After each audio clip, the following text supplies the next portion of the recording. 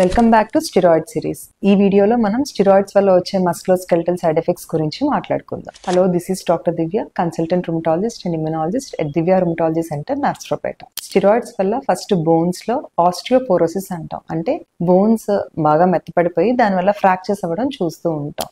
అదేవిధంగా avascular necrosis అంటాం, అంటే బోన్ లోని బ్లడ్ అనేది సప్లై తగ్గిపోయి దానివల్ల డ్యామేజ్ అయిపోవడం చూస్తాం. అలానే స్టెరాయిడ్స్ తీసుకున్న వాళ్ళకి వెంటనే మజిల్ పెయిన్స్ అలా వస్తూ ఉంటే స్టెరాయిడ్ అసోసియేటెడ్ మయోపతి ఏమన్నా ఉందేమో చూసుకోవాలి. అలానే లాంగ్ టర్మ్ స్టెరాయిడ్స్ తీసుకునే వాళ్ళకి మజిల్ మాస్ కూడా తగ్గిపోతూ ఉంటుంది. నెక్స్ట్, ఇంట్రా ఆర్టిక్యులర్ స్టెరాయిడ్స్ తీసుకునే వాళ్ళలో లిగమెంట్స్ అనేవి బాగా లాక్స్ గా అయిపోతాయి, దానివల్ల జాయింట్ ఇన్స్టెబిలిటీ అనేది చూస్తాం. అలానే ఇంజెక్షన్ చేసేటప్పుడు టెండాన్స్ కి కనుక ఏమైనా తగిలితే టెండాన్ రప్చర్ కూడా అయ్యే అవకాశం ఉంటుంది. చిన్నపిల్లల్లో స్టెరాయిడ్స్ ఎక్కువగా యూజ్ చేయడం వల్ల వాళ్ళ బోన్ గ్రోత్ అనేది ఎక్కువగా లేకుండా వాళ్ళు షార్ట్ స్టేచర్, అంటే కొంచెం ఎదగాల్సిన ఎత్తు కంటే తక్కువ ఎత్తులోనే ఆగిపోతారు అనమాట.